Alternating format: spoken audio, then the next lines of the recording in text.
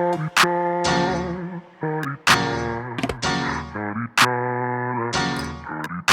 out the way. Who got a watch? Who got the time? I'm raising the clock. Even in my feelings, grind don't stop. Got big dreams, want big rocks. I got plans, you got talk. Heard it's real cheap, but it's really gon' cost. I'm tryna get these ends, building empires with my friends. I'm about handling my business. No time for stress over bullshit. You think success is an option? I'm tryna get this shit poppin' like woo. Big moves, my rules. Y'all heavy on the tweeting. I'll disappear a whole season like woo. Who said they looking for me? I'ma make you. Hey, DMarie TV family. Everything I say in this video is alleged. It's my opinion. It's for entertainment purposes only. So let's get into Love and Marriage Huntsville. Season 8, Episode 3, New Beefcakes on the Block. Before I delve in, I would like to know, like, who's producing right now? Like, I really wish we could kind of get a background on the producers, because over the years you hear about them changing frequently. But whoever is producing the show right now, where they like literally called in to wrap it up and just shut the whole series down, like, what was the purpose of who are the producers that are producing this show? I want to see. I'm gonna have to go through and look at the credits and see if I can figure out who these people are, because the product is trash. Okay, let me just start there. There are 5 scenes this episode. I'm going to delve into the 2 that have Mel in them, because that is what was entertaining to me. The 3 that were not entertaining, I'm not about to waste your time or my time. If you want to go check them out, feel free. But I will not be wasting your time, because your time is important and it's precious. And I'm not even about to do y'all like that. I'm not about to sit here and have myself all twisted in knots trying to come up with something to say about this bullshit. I'm not going to do it. So with that said, let's get into it. The first scene, Niel and Mel. Okay, so Mel is on a mission. She's on a mission to figure out why all these people who supposed to be friends, supposed to be trying to move forward and support each other, did not come through and show up for her with regards to Martell and the revenge peace situation. And in addition to that, she checking folks on why they didn't show up to the Carlos King podcast, with which she was the special guest. Okay, she wants to know why y'all ain't here rocking with me and supporting me. She's calling people on they shit, and I'm loving it. So Niel and Mel, they're playing pickleball, and they finish a little pickleball match, and they come over and they sit down, and number 1, Mel calls her out on the Carlos King podcast. Why were you not there? Here come Niel with this, like, I don't know. You know, listen, I am very optimistic. I know it may not sound like it, but I am really an optimistic person. I want to see the best in people. And sometimes it's almost like I just have blinders on, because I really thought Niel was Mel's friend. I really believe that. But what she's doing right now is shady as shit. It's like she's becoming the same as Destiny, Stormie, Tisha, Kimmy, that, oh, we the best of friends when I first get on. And then once I'm on, I'm going to show you who I am. I'm going to shade you. I'm going to show you the shady side. She had the audacity to say she didn't show up to the podcast because Mel was sold out of tickets. Now, first of all, Carlos King, you're on his show. He is the one who hosted the event. You could have got tickets from him. You could have got tickets from Mel. Hell, you could have just showed up at the door and they would have just let you in. That is the lamest excuse ever. But the question in my mind is, why didn't you really go? And it's just starting to look like she's not a friend. She's not a real friend at all. So there's really no justifiable excuse for what she did. She just didn't want to go. She didn't want to support her. So for me, if I was Mel, I wouldn't be supporting her either. Like, you can't keep showing up for people who don't show up for you. Then they started talking about the revenge peas situation, and Niel decided to finally ask Mel what happened with Martell. But she had a comment when Stormie met with her before Stormie goes to her daycare and sits down and says, what do you think about Martell? Niel said on camera she did not agree with Martell going to jail. And she again said it to Mel. I didn't agree with that, but what happened? How are you not going to agree with something and you don't even know what the hell happened? And if you are not agreeing with the fact that Martell should be in jail, you are not a supporter of women, period. There is not a woman on the face of this earth who should be agreeing with Martell Holt. He is a narcissistic asshole, and that is abusive. And if you agree with Martell Holt, you agree with abuse against women. And ain't nobody rocking with that. Nobody's rocking with that. Not in the time that we're living in right now, where all these SA cases are out. All these cases of narcissistic men and abusers unaliving their spouses and their mates and their partners and people they don't even know. We not doing that. Trafficking. We not supporting men who do not treat women the way they are supposed to be treated under no circumstances. And to bring up her son, I feel that way because of little Chris. Little Chris is a young man who's being a knucklehead and doing shit he should not be doing. That is different than a narcissistic abuser who was threatening revenge P. They're apples and oranges. They're not comparable. Not at all. So after Mel tells her the situation, then she says she understands and she can agree with it. Well, you should have told Stormie, if you want to know what's going on with Martell, ask Mel or Martell. I don't know. I haven't spoken to them. And she should have shut her mouth. And then she should have spoke with Mel and found out what was happening before she formulated an opinion. So let's see if she does that next time. So then they talked about Martell when he went on Tasha K and how despicable he was on Tasha K. And one of the lowest things he could have ever done was question the paternity of Sugar Mama, or make it as if he had questions as if Sugar Mama was his. Him and Tasha are dirty as hell about that. Tasha messed up when she did that, and he messed up because, like they said, it backfired. He didn't get the response that he thought he was gonna get, and everybody turned on his ass because, like, how low can you be? But he can't see what his negative and cruel and menacing intentions are going to do. He can't look past the outcome that he wants, and that's to harm her. All he sees is, I'm going to harm her. He doesn't think about the aftermath, never does. The problem is, where does it end? What's his limits with regard to that? You know what I mean? Then Nell brought up the video that Lexi came out and did. Now, I've done a whole video about this. I'm not a Lexi fan. My mind is not changed on that. And I do not believe Nell is a side chick. My mind is not changed on that. I believe side chick is being used too broadly right now. Everybody has side chick fever. Everybody's a side chick. I do not believe Sunny is a side chick. I do not believe Nell is a side chick.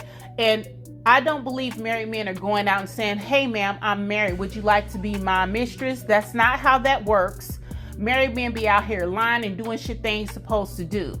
And to be perfectly honest, I'm really sick and tired of everybody throwing the side chick thing around, and I ain't never hearing shit about Chris. The motherfucker who was wrong in this situation was Chris. So instead of everybody focusing on Nell and making her out to be a side chick when she is clearly saying she did not know he was married when she met him, which is how most women end up in them situations, then I don't want to hear nothing else about it. I want that smoke to Chris and Moses, because those are the people who were in relationships.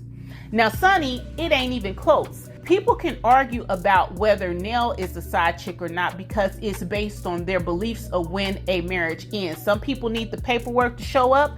Some people, when they decide they split and they go their separate ways, it's fair game. Your belief system is going to shape how you feel about that situation. But with Sunny, I don't really get it. Moses was not married. Sunny was her producer. Professionally, people can have a problem with it, but that's up to Moses to communicate that with Destiny if he wants to, because both him and Destiny have said they weren't together. It wasn't really that. And people are trying to act like they were in this tight relationship that was so deep. Sunny literally said, I was dating other people when I met Moses, and he was messing with other people when he met me. And Destiny was not on that roster at that time. And let's be honest, Destiny is not a woman who is fit to marry anyone. She has not handled her business. She's not prepared to be a helpmeet to anybody, period. She has to get herself prepared to be that before someone's going to select her to be that.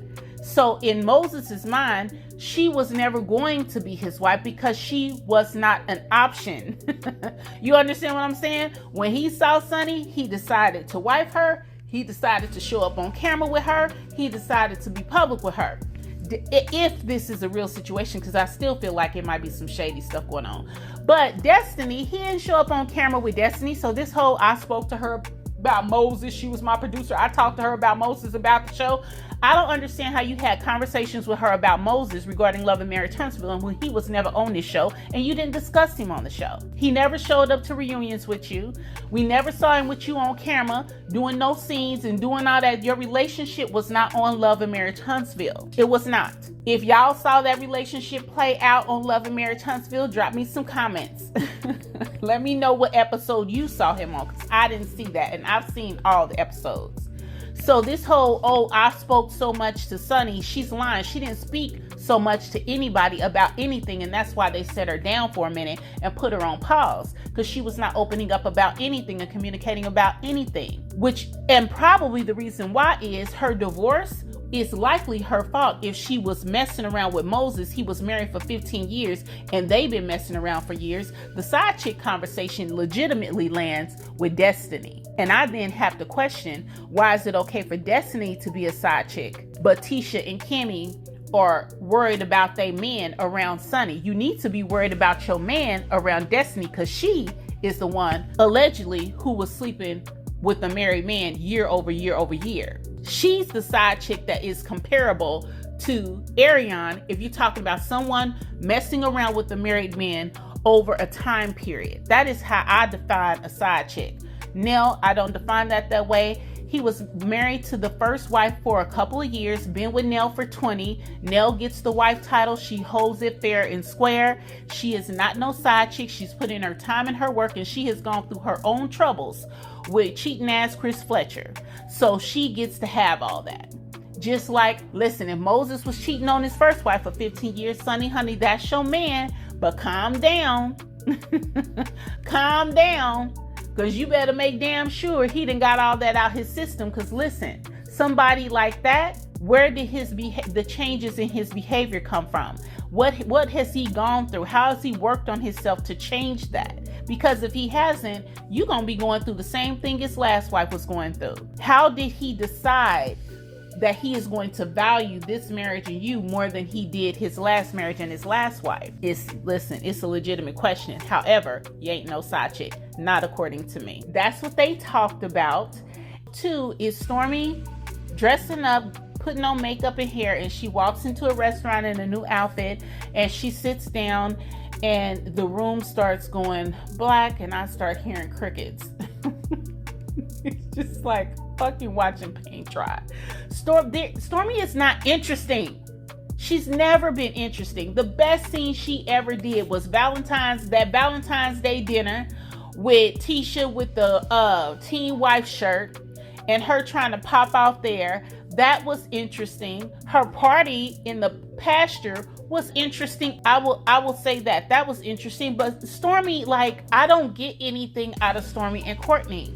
Stormie did not come on this show and talk about who she really is and really open up. She had a picture that she wanted to paint, and the picture fell apart because we start seeing all the lawsuits, complaints, Better Business Bureau complaints, and she tried to blame that all on millimeters. Ain't no millimeters over there doing all that, girl. You didn't send them people their products. That's why they was mad. Y'all gonna quit just saying everything millimeter. No, y'all gonna stop. No, we not about to let y'all play in our face and act like y'all the best business people when we sitting over here watching these Huntsville courthouses pop the hell off with Love and Marriage Huntsville people all day long, every day, and the jails stay packed. Y'all got more arrest records than y'all do businesses, but y'all want us to act like this black excellence. No, we not about to act like that. We not about to play them games. No. So that scene, if y'all want to catch it, you free to go watch it, but you will not get a review of that from me. Latricia, boring. She sounds like something stuck in her throat and she has a nasal problem. I I can't. Okay? I'm not interested in her at all. The scene after that, Latricia and her man who's supposed to be the new Beefcake. How shallow can you be? Martell had big muscles, so we're going to find another man with big muscles and we're going to bring him in and the women going to like it. No, the hell, the women. Ain't nobody checking for Tricia or her man. And they on this scene talking about their wedding. Why the hell will we care about their wedding? They don't have our buy-in. We're not bought into these people. You do an introduction one scene and now we supposed to care about their wedding and their relationship? We don't. Okay? Then the scene after that is Stormie and Courtney going to look at some classic vehicles so Courtney can buy a new car and talking about they surrogate. All I hear is dollar sign. Ching, ching, ching, ching, ching. Didn't Stormie just have a car repossessed for it because it had a lien on it? Because she didn't pay out one of the judgments from a court case? But you over here buying new cars and paying for surrogate babies? Girl, pay your bills, then start doing these things. That's proper business practices.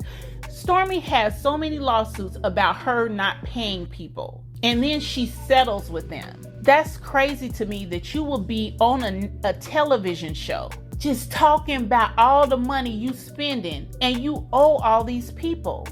She's all about fronting and acting like she got it like that, but behind the scenes we know it's different, and that's why Stormie gets no traction. She gets no traction. You have people on TikTok talking about how the product didn't change, how they're unhappy with it. She switched how she produced her product and the target population with which she's advertising the product too. But it will take them a little time, but eventually that's going to catch up as well. And that's what you're starting to see. I really wish Stormie would talk about her business and really put forth the effort to correct herself and fix it. That would be interesting to me.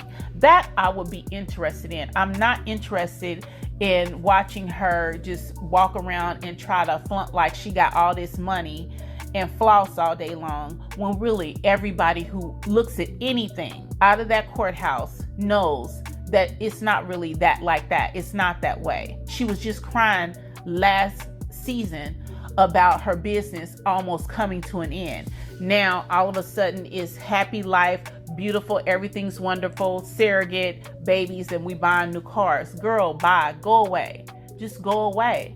And this is why this whole thing is turning to an end. You can see this show coming to an end because instead of changing their behavior and doing what they need to do, which was tell their real stories and show their real life, they still on this show acting and pretending like things are one way when we know they're not. And that's why the millimeters are now becoming a storyline. Everybody, every episode, we starting to hear about the millimeters, and they trying to paint the picture. They gonna play themselves. They gonna constantly play themselves, because that ain't gonna work. And that too will backfire, just like Martell going on Tasha K. This is going to backfire on them. This whole millimeter thing is going to bring more people over here. Trust, it's going to bring more people over here, because we're going to keep showing how they lying, why they lying, and the purpose that they want to go against them. We're going to keep telling it. And then everybody's going to start to see it for what it's worth. And they're going to pop over here. They're going to make Mel more money, which I am all the way here for. Amen. All right, so this last scene, let's get to this one. The original three women, okay? What they call them, the core six. This is the core three, the three core women. Let's get into it. So Tisha, Kimmy, and Mel show up at this place where they are planting. They're making little potted plants. And it cracks me up how when Mel meets with the women who don't really care for her, but they trying to act like they friendly with her, but they really are jealous of her, they always come in they finest. High heels, they nice little outfit, they coats, fur coats. Mel be coming up in workout outfits, just like relaxed clothing, chilling, tennis shoes, just a cute little, athletic gear. You going to pot a plant? Why y'all in heels and stilettos, leather pants and fur coats? That's crazy as hell. But it's all because they trying to make sure they can show her up, and she's not on that. And it looks crazy, but that's how they showed up. So Tisha is, they all just kind of figure out who's been doing what, let's catch up, because it's after the new year, because Mel says, happy belated new year, so that means this is after January. So she's asking, what's everybody been up to? So Tisha says, we went to Africa. And Mel was like, oh. She called it out like, oh, Marceau, y'all went with Marceau this time? Because everybody know the first time Marceau went to Africa, he didn't take Tisha or the kids with him. He just beelines to Africa talking about he went by himself to be alone. Word on the street is Marceau was not alone, and I believe the word on the streets, honey. Then Kimmy mentions that her mother has breast cancer, and this happened in November. This tells y'all right now, these people are not for real friends. You know what I mean? These are people who are acquaintances. They work on the same show, and it's after January. She's saying Happy New Year, and your mother got breast cancer in November. If y'all was cool, Mel would know that. If y'all was friends, Mel would know that. But her mom has gotten breast cancer, and she's working through that process. Now, Kimmy just got over breast cancer. Hers was aggressive. Her mother's is not. And so, that's kind of worrisome, because obviously it runs in their family. So definitely wish, everything, a speedy recovery. I want her 100% healed from the cancer. Nobody wants to deal with that. Cancer is awful. So much, much, much healing and well wishes, and sending her, healing energy for sure. But anyway, so Mel calls them out again. Why were you all not at the podcast? We're supposed to be moving forward. We're supposed to be building. We're supposed to be getting better. And so Tisha says she didn't go because she didn't get an invite. And so Tisha, of course, like Tisha always does, she goes all the way back and pulls something out of the back pocket that she has been incapable of letting go of. So she's talking about when she came to Mel's event, they were beefing uninvited, and Mel had her escorted out. Now listen, I'm no friend of Tisha, but I can understand where she's coming from, okay? I'm fair. I am a fair person. I can honestly see, okay, well, maybe she do need an invite because it is Tisha. She is overly sensitive, and so maybe Mel is going to have to personally invite her, because she probably was extremely embarrassed by that. It was embarrassing as hell when Mel had her escorted out. So I get it. I'm gonna give her that. I'm gonna let her have that one. Kimmy, here come Kimmy. This is the millimeter. We gotta be mentioning every episode now. So this was a millimeter shout out. So Kimmy's like, your supporters are mean to us. What? Kimmy, you mean to yourself. And I'm not even gonna go down that road, but honey, you are mean to yourself. You are mean to you. Ain't nobody mean to you. I'm not mean to you. I ain't got nothing. They call me names. I don't call you names. There may be people who call you names. Okay. I'm gonna give her that. I'm gonna give her that. But listen, you did that to yourself. You had a story about a woman's illness, a healing process. You overcame it, and you decided to make your storyline about pleasuring your husband. Didn't nobody want to hear that shit. We wanted to hear about you. Cancer, what it was like to go through that, how you overcame it. That is what was important to this viewing audience. Girl, not sitting up talking about pleasing that man that you married to. Don't nobody care about that. You did that to yourself. That was an annoying turn of events, and nobody expected that. Then y'all didn't have no storyline. Then y'all wanted to talk about y'all sex life over and over again, and nobody was here for that. So that's where you screwed up. And this is not just about millimeters. Women feel that way. Your viewing audience is women. Women don't want to watch a woman talk about pleasing her husband over and over and over again, because that in itself is just something to satisfy him. No. That's why people were not feeling you. So then Kimmy made the statements, we heard it was negative. Of course, they talked to Sunny. Sunny talked about the way that she was received when she came on stage. Everybody saw that, the podcast. There was a specific incident that happened with Sunny, and Moses, which I don't even understand why Moses and Sonny were there, okay? But they were there, and Mel was not made aware they were coming, and the audience did not react well to Sonny because they felt like her and Moses had slighted Destiny and done something that was dirty.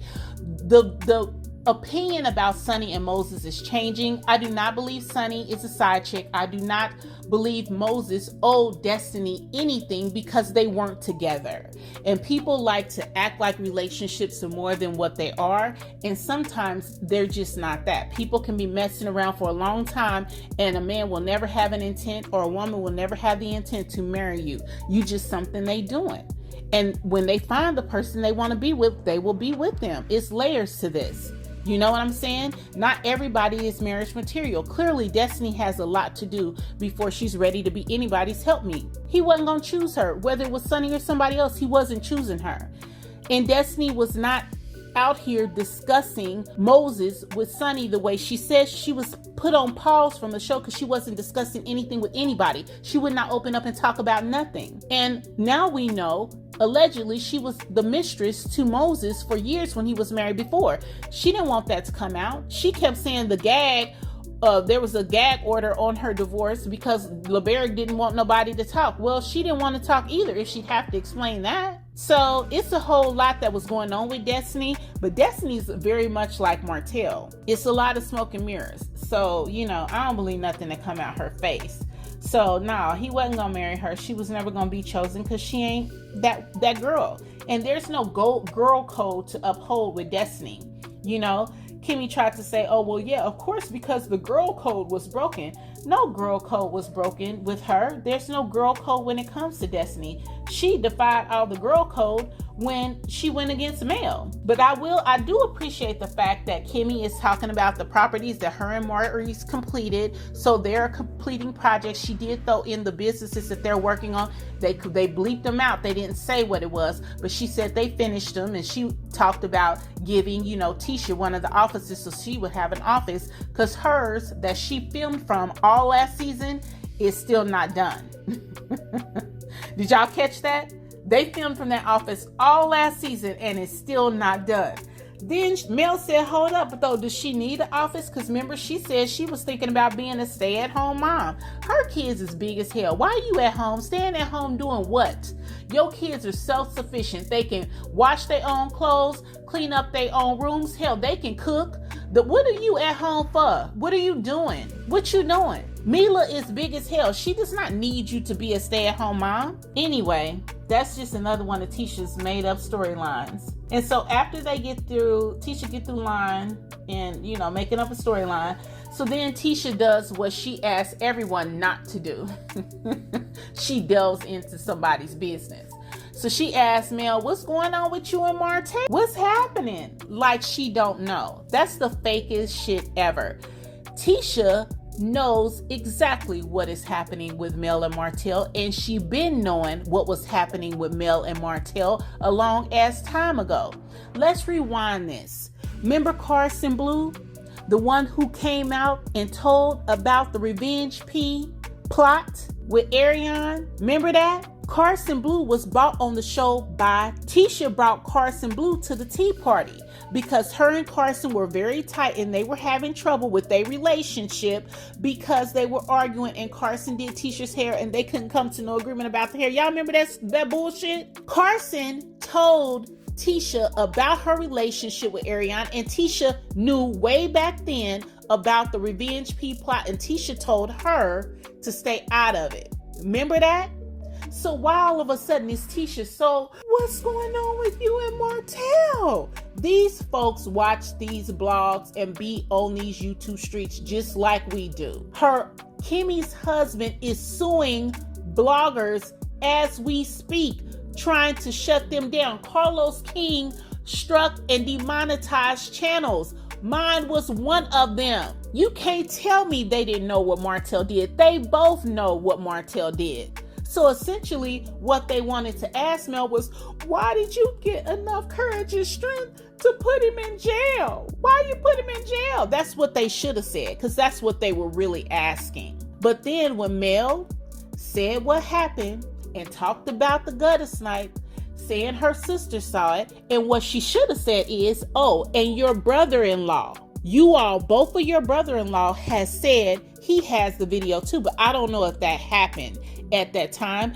But Mark, the brother of Marceau and Maurice, has literally put on YouTube and online that he has a copy of that text. He said it in writing. Ariane says it in her own words on a video, that a recording that was released by another blogger, and everybody heard it. I believe all of them has seen it. I believe Tisha, I believe Kimmy, Maurice, Marceau, Mark, Ariane, her sisters, I believe they all saw it.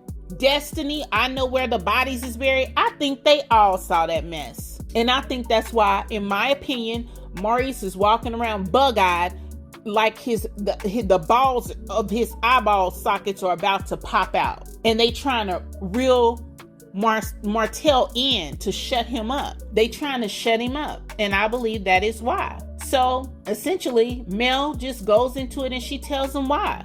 And she said, why didn't I hear from you? And Tisha says, well, I'm going to do better. You know, we trying to build and get back. And so you right, you have been reaching out. So I need to reach out to you. Lies. And then Kimmy said, I did reach out to you. Your phone was full. Your mailbox was full. So I text you and I said it in my text. So Kimmy's like, I did check in with you. Don't be coming for me. You know? So essentially, that's kind of how it wraps up. They are, you know, trying to be in a better space and move along. But let's not get it twisted. These people aren't friends. They go months and months and months without talking. They right there when things are happening that are major in their lives. They're not checking in with each other and they're not checking on each other. The ratings are down this third episode. So they're down. This is the lowest, this third episode. So people aren't watching. You know, I am going over to Patreon. I'm watching with De Silva. I am blacking out 100%. I'm on board. I had to get caught up, but I'm 100% with the blackout. I believe that because Don Michelle has put it out there that Mel has opened up an office in California, in Los Angeles, I think Mel is, you know, very well on her way to prepare to do some other things. And I think she's preparing for this. If it goes, you know, down and this is the last season, I think we're definitely going to have a place to go and, you know, a different show that we can follow. I think she's going to make sure that we have that. So overall, it's not good, y'all. It's like the people that they have decided to put on this show are not entertaining.